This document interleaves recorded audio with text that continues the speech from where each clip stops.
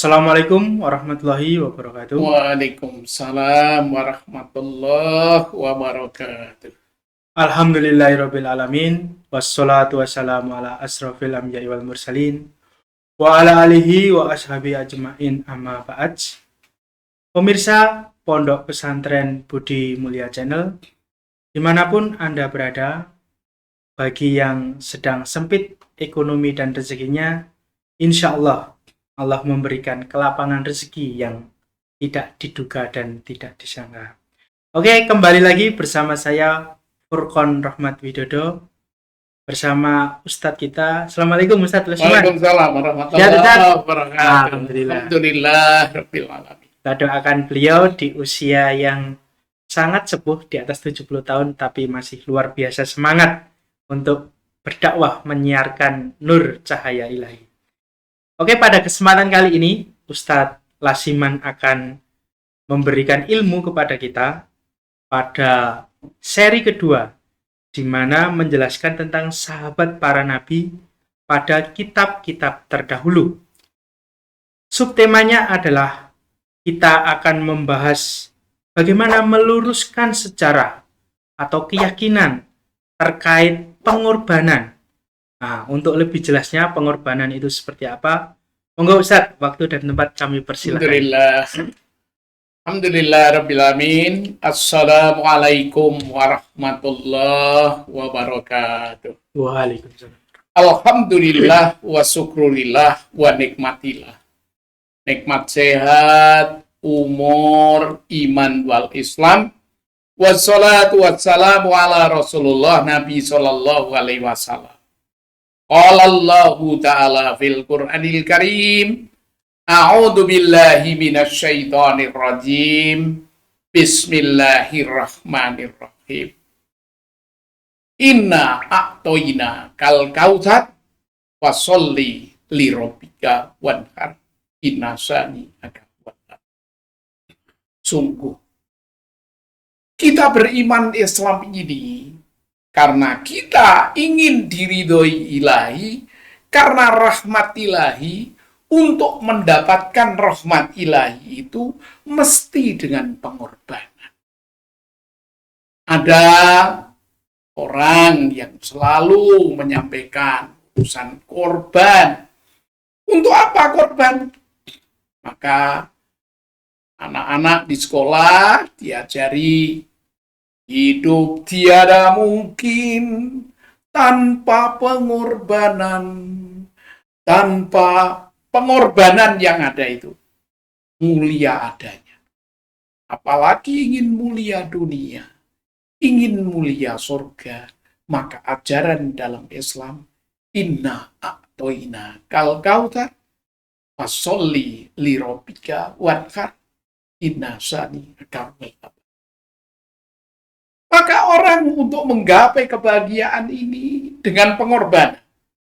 Saya berkorban semula dari tidak Islam, berkorban untuk menjadi Islam. Ini adalah pengorbanan secara pemikiran, waktu, tenaga, biaya, pikiran, fitnah yang luar biasa.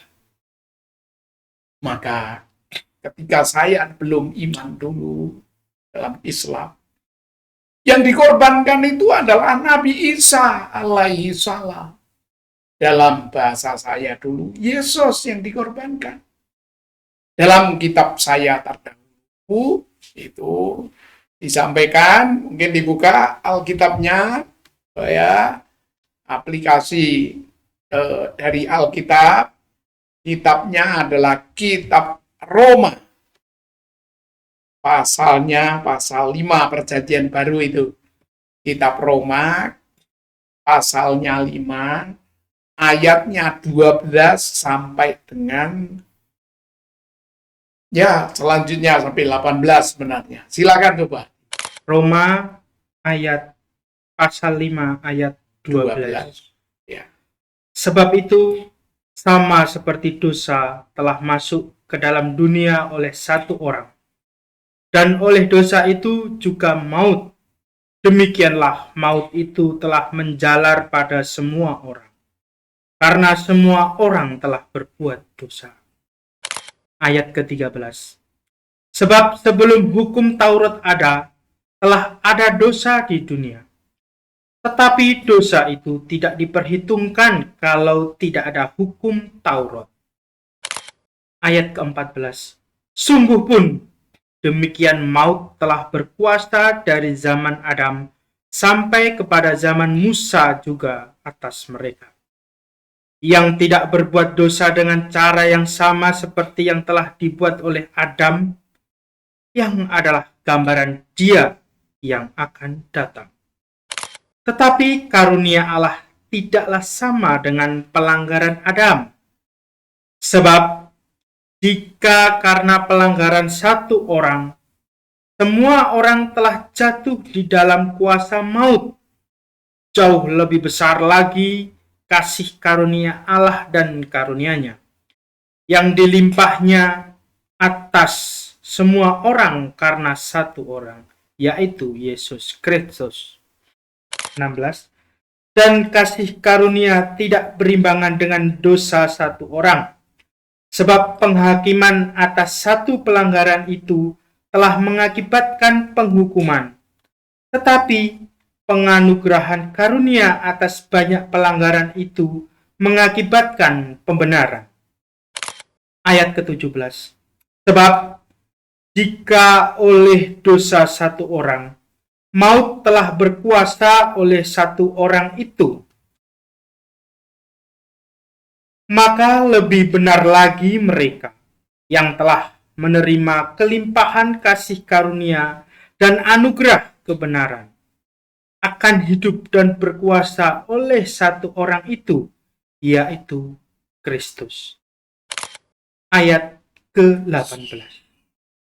Sebab itu, sama seperti oleh satu pelanggaran semua orang beroleh penghukuman, demikian pula oleh satu perbuatan kebenaran, semua orang beroleh pembenaran untuk hidup.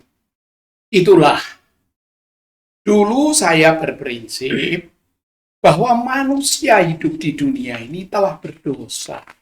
Dengan satu orang yang berdosa namanya Adam, dan Hawa telah berbuat dosa. Sehingga karena Adam dan Hawa itu berdosa, maka Tuhan Yang Maha Esa menurunkan para nabi, menurunkan kitab-kitab suci, bahkan menurunkan Nabi Isa untuk penebus dosa dunia. Itu prinsip saya dulu. Oleh karena itu, kita teliti sejarah yang nyata bahwa Adam dan Hawa telah berbuat dosa karena dilarang untuk makan buah kulti, untuk mentaati larangan Allah, tapi karena godaan setan, Adam dan Hawa tidak kuat adanya, dirayu oleh setan adanya, hingga makan buah kulti. Dalam riwayat itu, kemudian Adam dan Hawa diturunkan di dunia ini. Diturunkan di dunia hingga terpisah, hingga ada telapaknya Adam dan di sana yaitu di Jabal Rahmah. Maka kalau pengen mengontrol ke sana, kemarin sudah saya sampaikan, Beraji datang ke sana, bukan hanya tanda tangan, bukan hanya cap jempol, tapi telapak kaki Adam alaihissalam di Arafah sana. Itulah sebagai langkah pertobatan yang mengikuti Adam alaihissalam. Maka di sana doa yang ada, sebagaimana doa Adam, itu adalah berdoa, Rabbana dzolamna anfusana wa ilam takfir lana wa tarhamna lanakunanna minal khasirin. Untuk diampuni Allah, Rabbana dzolamna anfusana. Ya Allah, aku telah berbuat dosa, makan buah kulti, melanggar aturan Allah. Maka aku telah berbuat dolim terhadap diri saya sendiri, ya, Adam dan Hawa. Wa ilam takfir lana, maka Jika engkau tidak mengampuni kepada kami termasuk orang. Oleh karena itu, itulah orang-orang datang ke Mekah. Orang-orang datang ke Arafah. Al-Haji Arafah. Haji itu adalah Arafah. Untuk apa? Bertobat. Mengikuti Adam alaihissalam. Untuk mendapat ampunan dari Allah Ta'ala di sana. Sehingga Allah nanti akan mengembalikan kita ke surga. Sebagaimana ajaran Allah Ta'ala. Karena Allah Maha Kasih, Maha Sayang. Maka diampunilah Adam dan Hawa. Dengan apa? Diberi petunjuk Allah.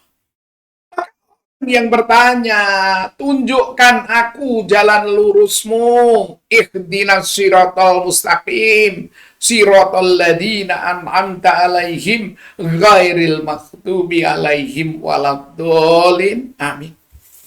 Pengen petunjuk jalan, ikuti para nabi. Bahkan sejak Adam dan Hawa, para nabi, termasuk Nabi Isa alaihissalam, dalam bahasa saya dulu, Yesus Kristus. Orang-orang yang ingin mendapatkan surga kembali harus dengan pengorbanan.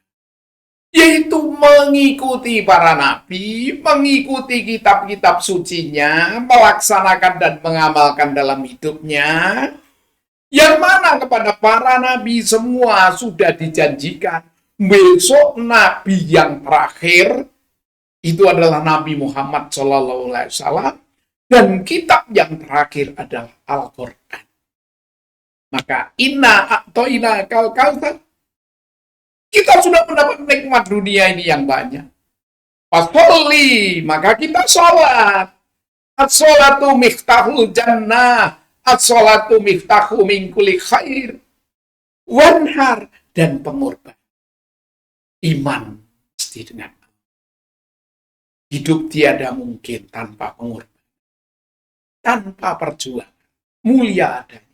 Mari kita berjuang untuk mengaji, mengkaji, mengikuti kitab-kitab suci, hingga mengikuti janji terakhir datangnya Nabi Muhammad SAW. Dengan kita siap berkorban. Kita siap korban waktu, tenaga, biaya, dan pikiran. Siap untuk sholat sebagai kunci jannah. Siap untuk korban. Untuk menggapai surga kembali. Untuk itu akan dibacakan Quran yang kaitannya untuk menggapai kebahagiaan itu harus dengan korban. Ini adalah surat Al-Hajj. Ya. Ayat 34 sampai dengan 35. Dipersilahkan. وَلِكُلِّ أُمَّةٍ جَعَلْنَا مَنسَكًا لِيَذْكُرُوا اسْمَ اللَّهِ عَلَى مَا رَزَقَهُم مِّن بَهِيمَةِ الْأَنْعَامِ فَإِلَٰهُكُمْ إِلَٰهٌ وَاحِدٌ فَلَهُ أَسْلِمُوا وَبَشِّرِ الْمُخْبِتِينَ. Dan bagi tiap-tiap umat telah kami syariatkan penyembelihan kurban, supaya mereka menyebut Allah terhadap binatang ternak yang telah direzekikan Allah kepada mereka. Maka Tuhanmu ialah Tuhan yang Maha Esa.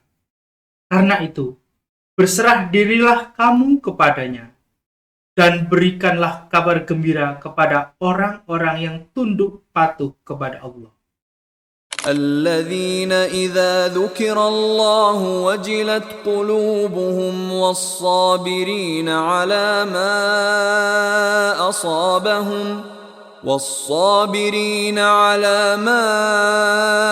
أصابهم والمقيم الصلاة ومما رزقناهم ينفقون.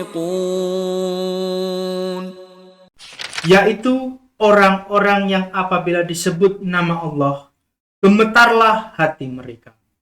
Orang-orang yang sabar terhadap apa yang menimpa mereka. Orang-orang yang mendirikan sholat, dan orang-orang yang menafkahkan sebagian dari apa yang telah kami rezekikan kepada mereka. Inilah, jika ingin mendapat surgawi, kembali ke surga kembali. Maka Allah Ta'ala telah memerintah bagi tiap-tiap umat, telah kami syariatkan penyembelihan korban, supaya mereka menyebut Allah terhadap binatang ternak yang telah dirizkikan Allah kepada mereka. Maka Tuhanmu adalah Tuhan yang Maha Esa. Karena itu berserah dirilah kamu kepadanya. Dan berilah kabar gembira kepada orang-orang yang tunduk patuh kepada Allah. Maka mari kalau kita ini ingin mendapat surga kembali, ya tunduk patuh kepada Allah. Tunduk patuh kepada Allah itu apa? Yaitu perintah dari Allah. Kita telah mendapat nikmat luar biasa. Lahir tanpa apa-apa, tanpa harta, tanpa tahta, tanpa emas permata. Bahkan harta, bahkan selembar kain popok aja nggak punya. Kita sudah mendapat nikmat dari Allah. Kemudian dengan nikmat dari Allah itu fasolli, salat, terima kasih kepada Allah Ta'ala, bersujud kepadanya, wanhar dan pengorbanan. Maka kita diperintah setahun sekali berkorban. Punya harta, diundang untuk ke haji, berangkat haji, paling tidak umroh lah, ke sana. Allah telah mengundang kita. Maka sholat, wanhar, dan pengorbanan, segala pengorbanan yang ada, itu adalah untuk menggapai apa? Yaitu orang-orang yang apabila disebut nama Allah, gemetar hatinya. Panggilan yang pertama, kita telah lahir di dunia, dilahirkan. Panggilan yang kedua, kita dipanggil dengan azan, kita sholat. Dan kita dipanggil untuk umroh dan haji. Siapkan diri, gapai rezeki untuk menghadiri undangan ilahi. Untuk mendatangi di mana Adam alaihissalam dan Hawa bertobat kepadanya. Untuk berhaji, berumroh dalam hidup ini. Semoga seluruh jamaah putih mulia adalah jamaah-jamaah yang diberi kekuatan iman Islam, diberi ilmu oleh Allah Ta'ala, hingga diamalkan adanya, hingga mempunyai rezeki berlimpah, dan semua jamaah bisa hadir ke Mekah, bisa berhadir berumroh, bisa berhadir berhaji, bisa mendatangi 3 masjid, Masjidil Haram, nanti berhaji kemudian hadir ke Arafah. Masjid Nabawi jelas masjid yang dibangun oleh Nabi kita, dan Masjidil Aqsa.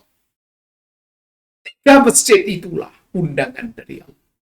Insya Allah PBB sudah setuju Palestina merdeka. Semoga segera merdeka. Nanti kita bisa datang ke sana. Untuk ketiga masjid itu. Itulah undangan istimewa. Yang tiada lain balasan dari Allah. Surga adanya. Sidang, kajian, Kristologi Islami, santriwan-santriwati dari Budi Mulia, UII, UAD, UMY, dan santri Kristologi Islami yang saya hormati dan saya banggakan. Maka ikuti terus kajian yang ada ini. Nah, dengan pengorbanan ini, jelas bahwa di kitab terdahulu memang ada perintah korban. Nah, silakan dibaca 2 Tawaret 7 ayat 5 ini. Sebagai korban sembelihan Raja Salomo, mempersembahkan 22.000 ekor lembu, sapi, dan 120.000 ekor kambing domba. Demikianlah raja dan seluruh bangsa mentasbihkan rumah Allah. Jadi, jelas di 2 Tawaret 7 ayat 5 Sebagai korban sembelihan, Raja Salomo. Salomo ini adalah sebutan Alkitab menyebut Salomo ini adalah Sulaiman yang dimaksud. Dengan logat di Alkitab. Mempersembahkan 22.000 ekor lembu sapi dan 120.000 ekor kambing domba. Demikian raja dan seluruh bangsa mentasbihkan rumah Allah, rumah Allah. Jadi Sulaiman itu ahli ibadah di Masjidil Aqsa Yerusalem.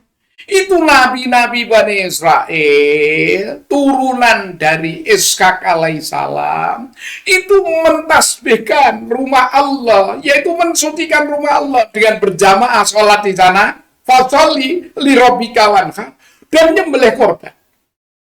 Semoga jamaah bisa hadir ke sana. Alhamdulillah, Allah telah mempermudah saya. Di tahun 80 saya masuk Islam, nabung. Berikutnya tahun 93 saya bisa berangkat ke Mekah.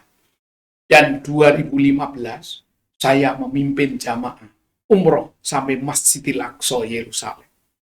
Sehingga saya tahu secara pasti bagaimana di Masjidil Aqsa sana yang halamannya sangat luas.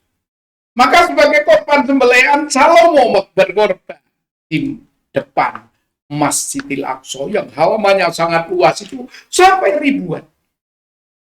Bahkan ketika itu, dalam riwayat, Salomo atau Sulaiman itu dari turunan Daud alaihissalam. Daud alaihissalam itu adalah nabi yang terkenal bisa membuat alat-alat musik dan baju perang.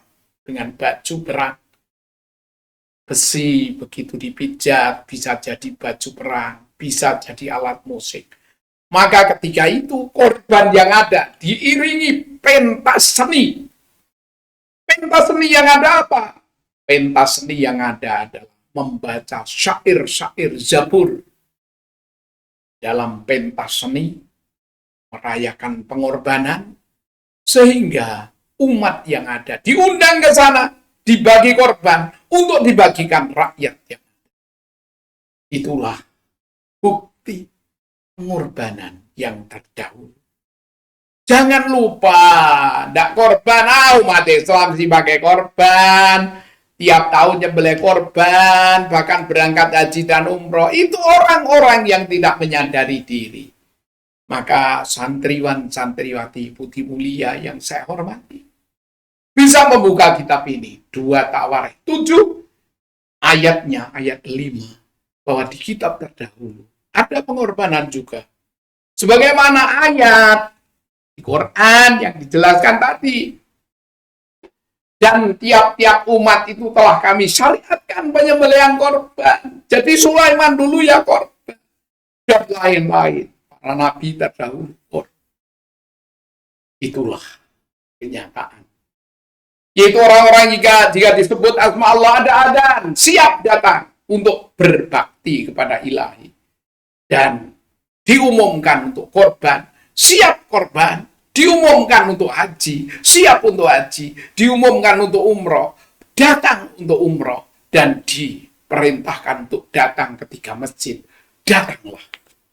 Semoga santri budi mulia semua diberi rezeki barokah oleh Allah sehingga bisa datang ke sana untuk membuktikannya Palestina segera merdeka.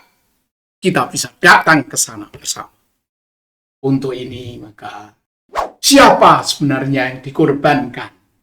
Ishak, Ismail, atau Yesus? Janji Allah Ta'ala untuk kembali ke surga itu adalah mesti dengan pengorbanan. Jangan lupa berkorban waktu untuk sholat. Bahkan dulu umat terdahulu sholatnya 50 waktu. Sekarang saudara kita yang non-muslim itu ada yang sholat 7 waktu. Adalah Kristen Ortodoks Syria. Kita 5 waktu saja kadang-kadang lupa. Dan itu nanti suatu saat akan ada kajian. Sholatnya orang-orang beriman. Gimana ketika Isra Mi'raj? Ya, sholat itu adalah 50 waktu, diperingan hingga 5 waktu. Maka jangan sampai tidak ikuti kajian kristologi Islam ini.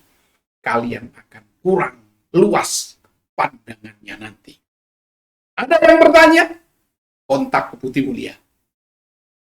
Kami lengkap dengan brosur yang ada. Oleh karena itu, kita lihat siapa yang dikorbankan, Ishak, Ismail, atau Yesus.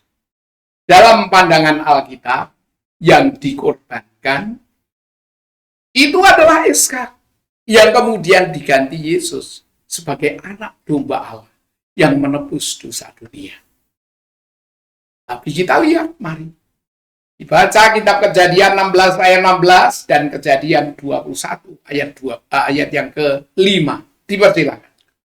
Kejadian pasal 16 ayat 6.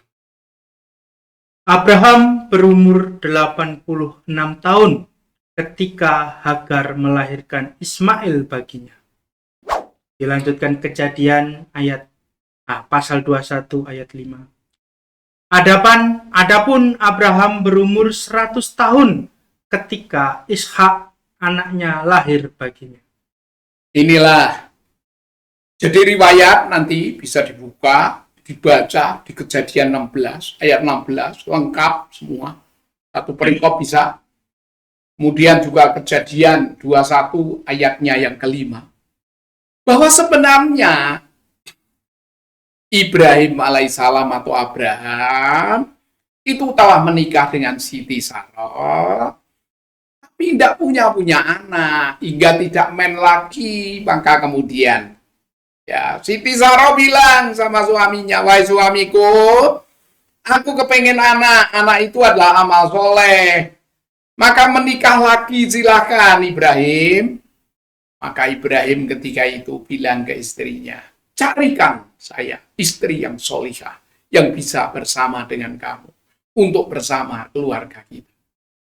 Maka kemudian Siti Sarah mencarikan istri lagi. Itu wanita yang baik. Kalau kira-kira tidak bisa memberi keturunan, apalagi melayani suami ya capek, ya carikan istri tambahan. Ini adalah amal soleh. Kalau mau. Nah, kalau tidak, ya berusahalah jadi ibu yang bisa melahirkan, sehat, diperiksakan, dan seterusnya. Kalau tidak, sudah diberi contoh oleh Siti Hajar. Maksud saya, oleh Siti Sarah yang mencarikan istri lagi, Siti Hajar. Siti Hajar itu adalah mantan pembantunya. Tapi sudah tidak bantu lagi. Kemudian dicari untuk jadi istri kedua dari suaminya, maka malu tapi mau. Akhirnya istri yang keduanya itu mantan pembantunya, namanya Siti Hajar, karena permintaan istri pertama Siti Sarah. Sehingga ketika itu kaitan dengan Quran surat yang ke-37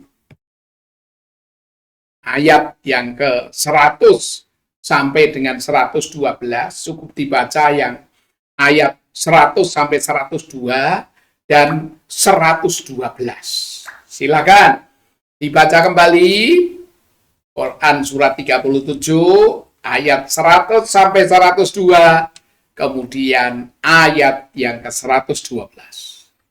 Rabbi habli minas salihin. Ya Tuhanku, anugerahkanlah kepadaku seorang anak yang termasuk orang yang saleh. Fabashsharnahu bighulamin halim. Maka kami beri kabar gembira kepadanya dengan kelahiran seorang anak yang sangat sabar, atau disebut Ismail. فلما بلغ معه السعي قال يا بني إني أرى في المنام أني أذبحك فانظر ماذا ترى قال يا أبت افعل ما تؤمر ستجدني إن شاء الله من الصابرين. Maka ketika anak itu sampai pada umur sanggup berusaha bersamanya, Ibrahim berkata, "Wahai anakku, sesungguhnya aku bermimpi bahwa aku menyembelihmu. Maka pikirkanlah bagaimana pendapatmu." Dia Ismail menjawab, "Wahai ayahku, lakukanlah apa yang diperintahkan Allah kepadamu. Insya Allah, engkau akan mendapatiku termasuk orang yang sabar." Inilah riwayat. Ketika itu Ibrahim alaihissalam mempunyai anak yang namanya Ismail. Itu anak pertama karena lahirnya ketika Ibrahim usia 86 tahun. Anak itu adalah anak yang sabar, ditinggal bapaknya kembali ke Palestina, padahal adalah di gurun Betseba bersama ibunya, menggembala kambing, kemudian meninggikan fondasi Ka'bah. Maka datanglah ke Mekah sana untuk melihat telapak dari Adam alaihissalam, namanya Makom Ibrahim di sana. Lihatlah kandang kambingnya Ismail, itu adalah di Hijir Ismail, di bawah talang emas sana. Ketika saya mau berhaji, banyak yang datang. Doakan saya di Hijir Ismail agar jadi orang kaya. Ternyata untuk jadi orang kaya, itu adalah ya peternak-peternak kambing. Jangan jadi pemuda-pemudi yang ada, bapak, ibu, bisa usaha untuk memelihara kambing aja nggak mau. Padahal disuruh korban, malah yang mengembangkan kambing orang non-Islam, yang kemudian yang Islam pada beli sana. Berternaklah, kamu perlu nabung dari hasil ternak yang ada. Suatu saat bisa untuk umroh, untuk haji. Ada santri saya yang dengan ternak kambing, dia bisa berangkat haji. Bahkan saya yang memamerkan, namanya adalah Pak Fatowi. Di mana dia? Dia binaan, guru binaan saya, 2 tahun adanya di tempel sana. Mencontohlah salah seorang yang ternak kambing dengan berhenti merokok, tidak merokok, kemudian ternak kambing, berkembang, setiap 3 bulan sekali beli bibit kambing, kambing jadi sapi yang akhirnya bisa berangkat haji dengan ternak. Oleh karena itu santriwan santriwati, silahkan kita berusaha. Sekarang zaman maju, mau dengan sampah-sampah yang ada difermentasi bisa untuk pakan ternak, mau dengan rumput-rumput karena banyak pertanian-pertanian yang nggak berhasil menanam hasil pertanian yang ada tidak sesuai dengan pengorbanan yang ada, hingga sawah-sawah dan tanah lapang banyak rumput. Silakan gunakan semangat usaha untuk bisa melaksanakan kurban, tabungan haji, tabungan umroh.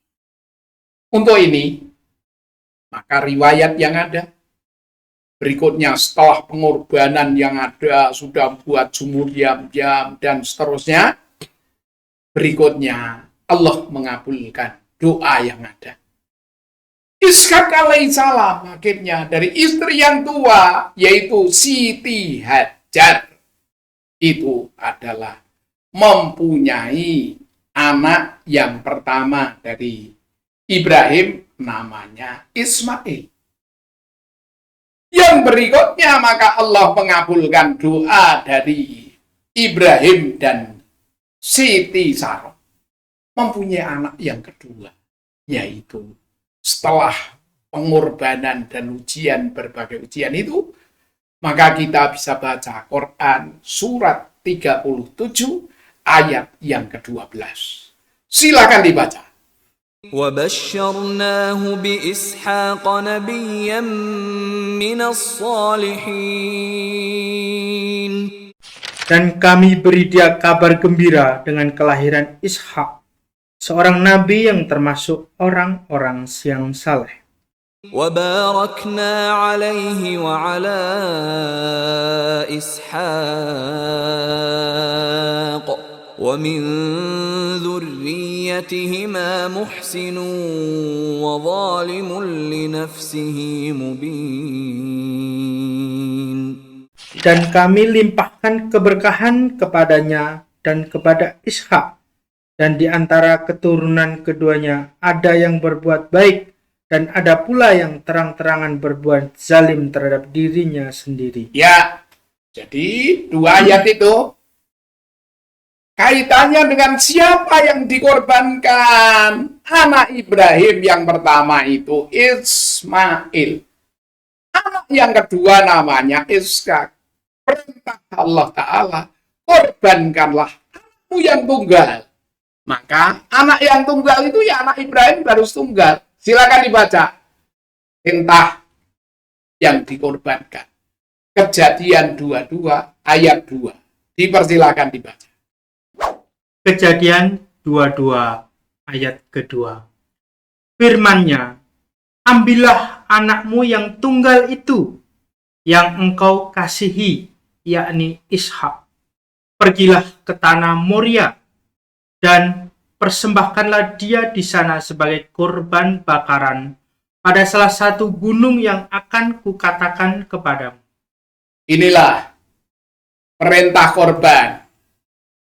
Sehingga ada orang yang berpendapat, orang Islam mesti berpendapat dengan benar. Firman-Nya, ambillah anakmu yang tunggal itu.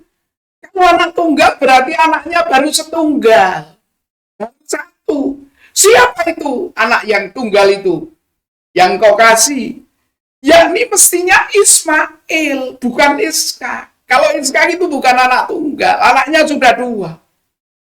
Maka silakan mau ngikuti yang dikorbankan Ishak atau Ismail.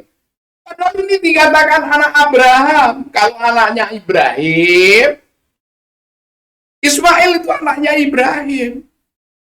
Yang tunggal waktu itu. Yakni itu mestinya yakni Ismail. Tapi kalau ditulis Ishak, lo ini siapa yang merubah, yang menambah, mengurangi, mengganti, menyembunyikan? Atau memang benar-benar dari dulunya Ishak? Atau Ismail diganti Ishak?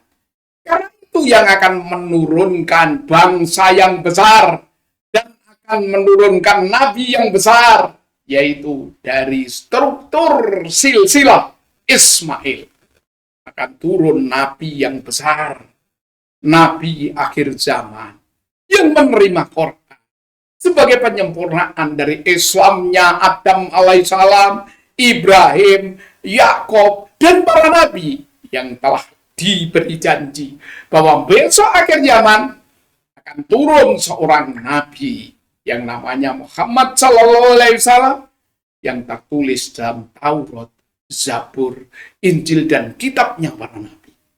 Silakan Anda mau mengikuti siapa yang dikorbankan.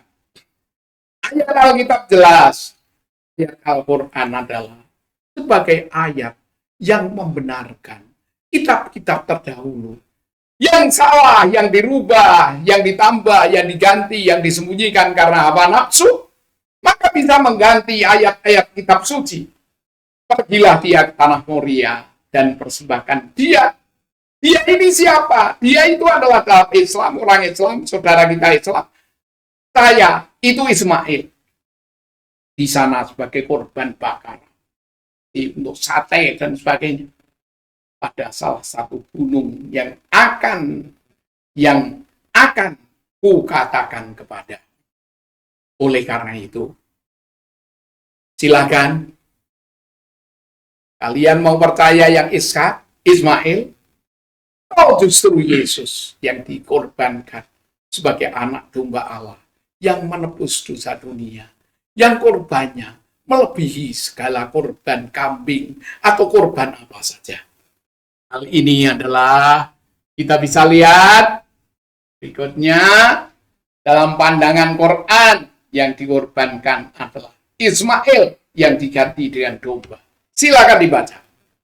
As-Safaat surat ke-37 ayat ke-102. فلما بلغ معه السعي قال يا بني إني أرى في المنام أني أذبحك فانظر ماذا ترى قال يا أبت افعل ما تؤمر ستجدني إن شاء الله من الصابرين. Maka tatkala anak itu sampai pada umur sanggup, berusaha bersama-sama Ibrahim. Ibrahim berkata, "Hai anakku, sesungguhnya aku melihat dalam mimpi bahwa aku menyembelihmu. Maka pikirkanlah apa pendapatmu." Ia menjawab, "Hai bapakku, kerjakanlah apa yang diperintahkan kepadamu. Insya Allah, kamu akan mendapatiku termasuk orang-orang yang sabar." Ibrahim alaihissalam berkata kepada anaknya Ismail untuk disembelih menjadi korban. Padahal dari semula rindu untuk mempunyai anak yang soleh. Rabbi habli minas sholihin.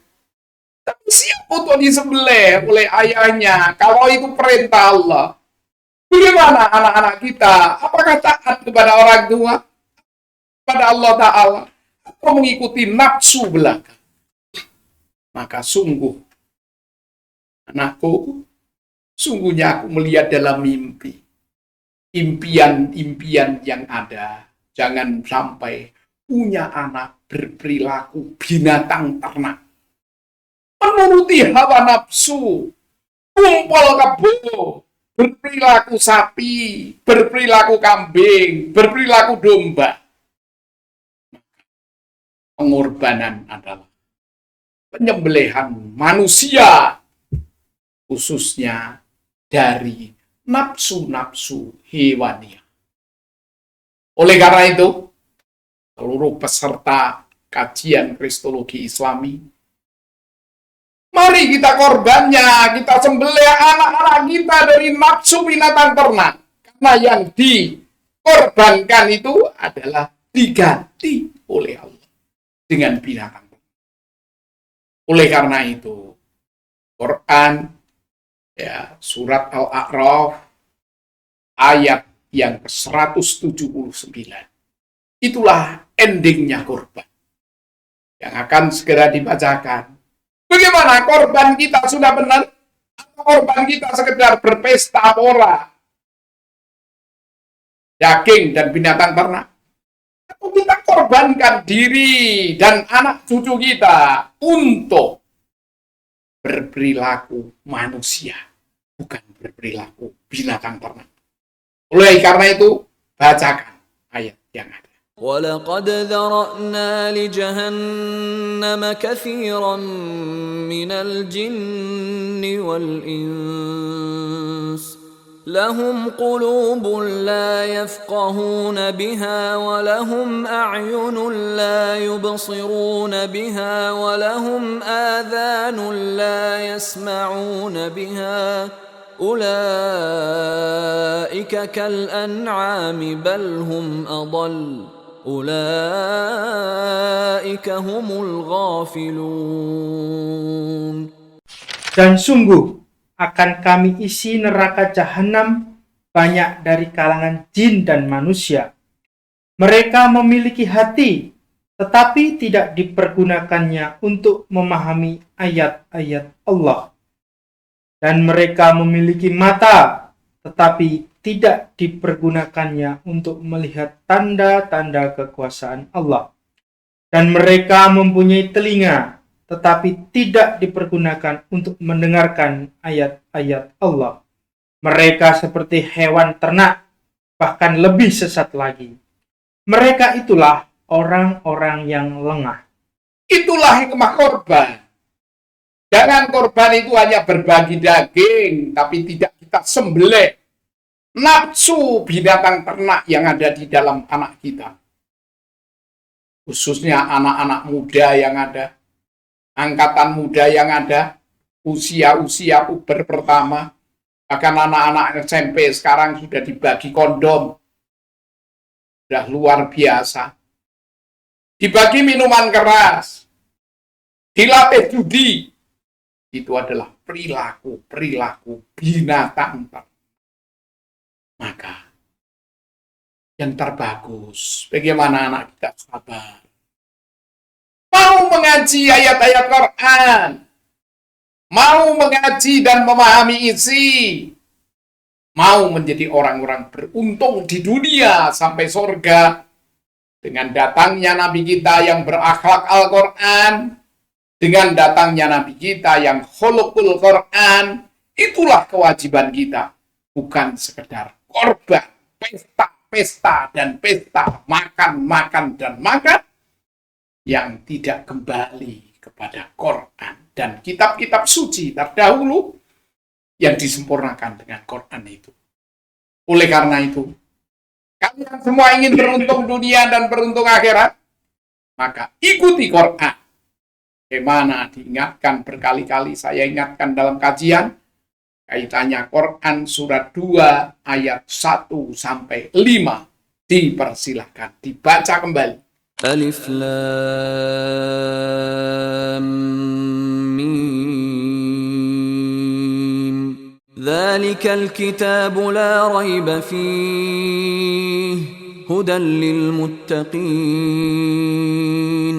الذين يؤمنون بالغيب ويقيمون الصلاة ومما رزقناهم ينفقون والذين يؤمنون بما أنزل إليك وما أنزل من قبلك وبالآخرة هم يوقنون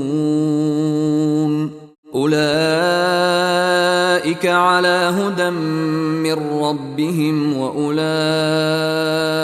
هم المفلحون. Alif Lam Mim.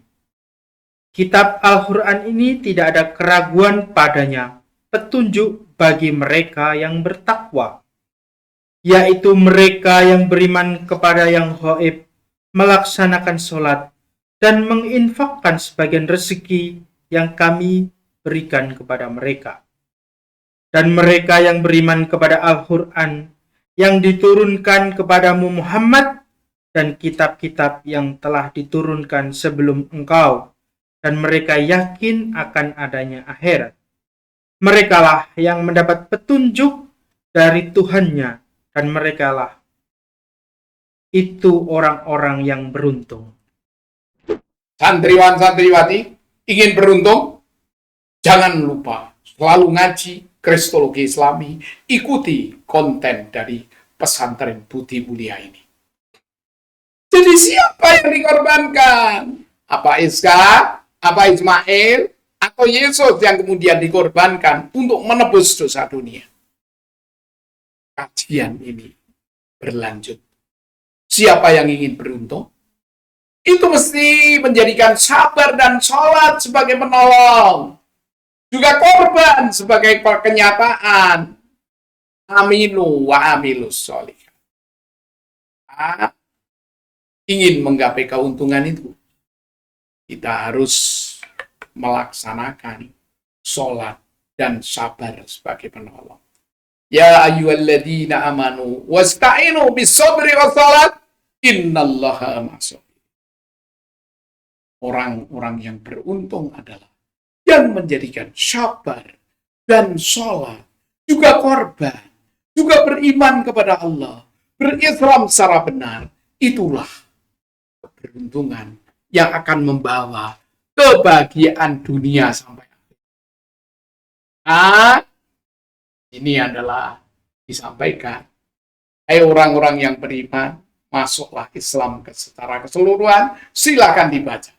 Surat Al-Baqarah ayat 208. يا أيها الذين آمنوا ادخلوا في السلم كافة ولا تتبعوا خطوات الشيطان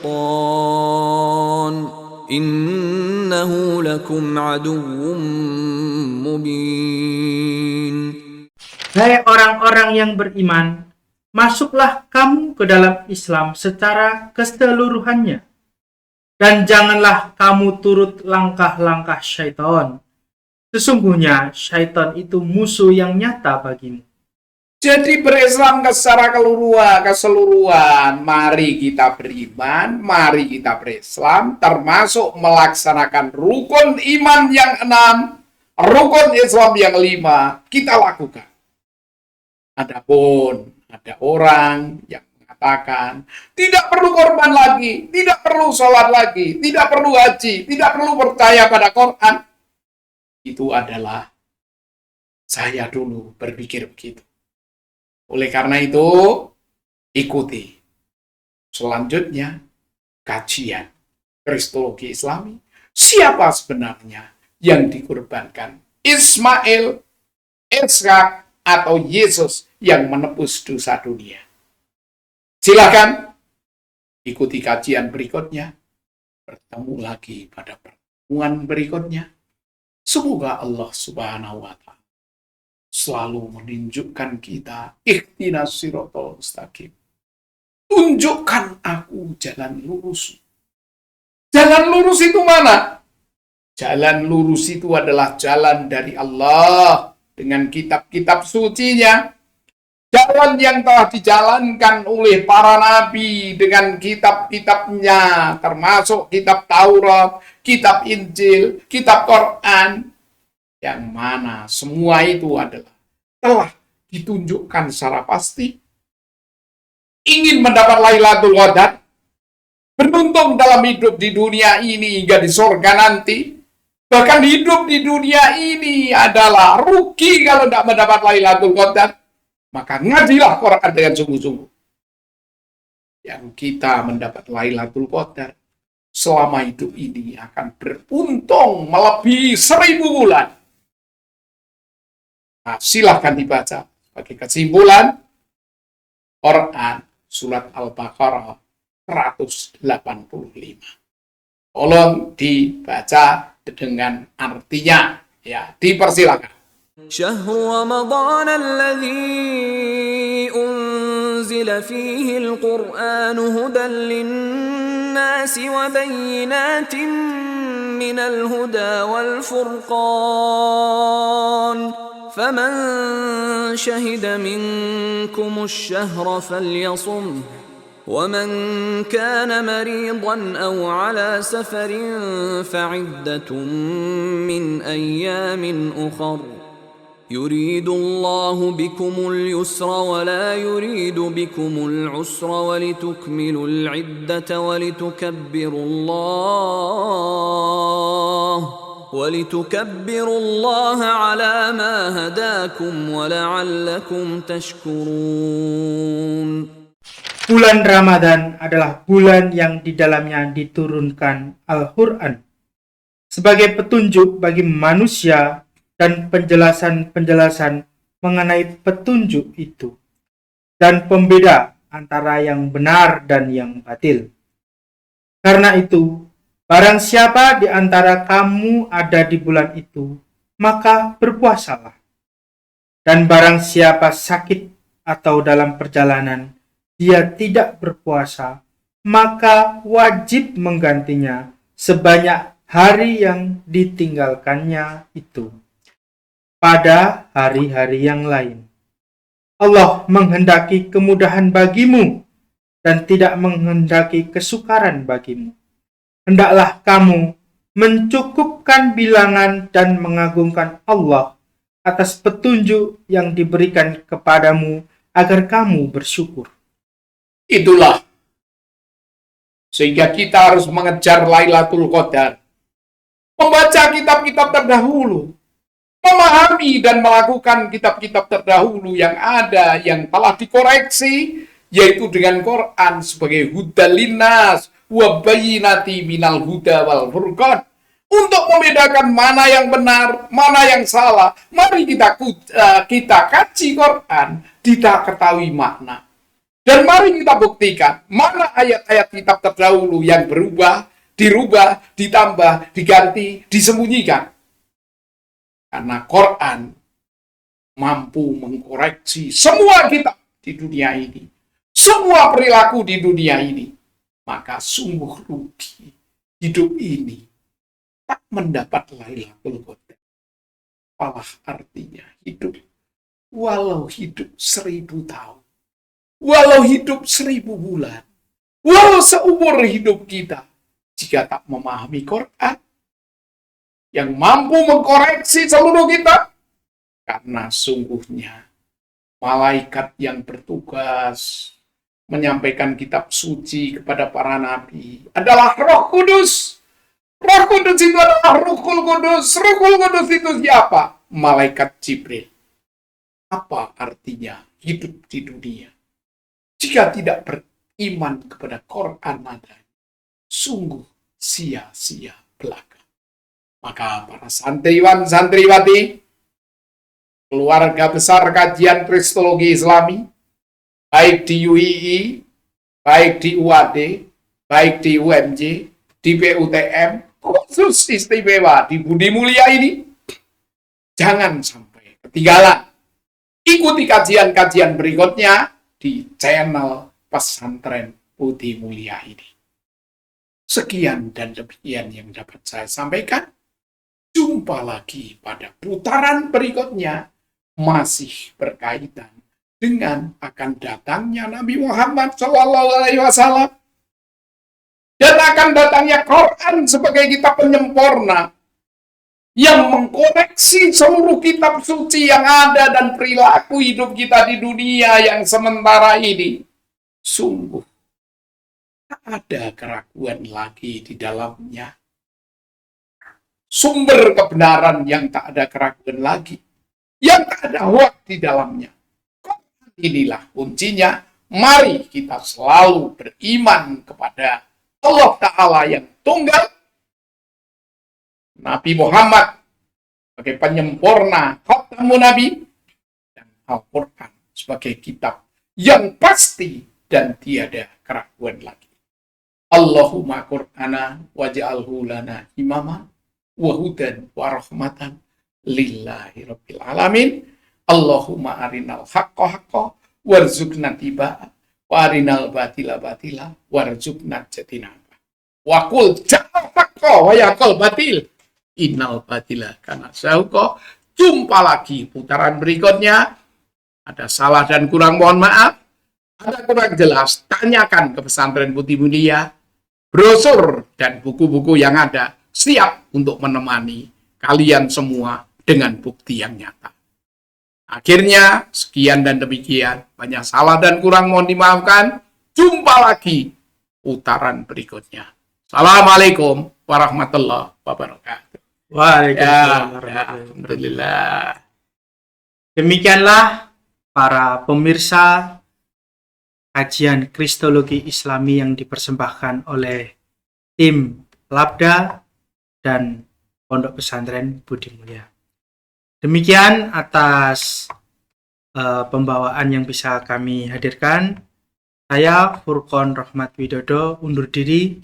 Mohon maaf apabila ada salah kata, salah ucap. Jangan lupa tonton terus Pondok Pesantren Budi Mulia Channel.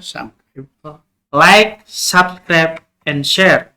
Dan kita akan berjumpa lagi di kajian Kristologi Islami seri berikutnya. Akhirul kalam, Assalamualaikum warahmatullahi wabarakatuh.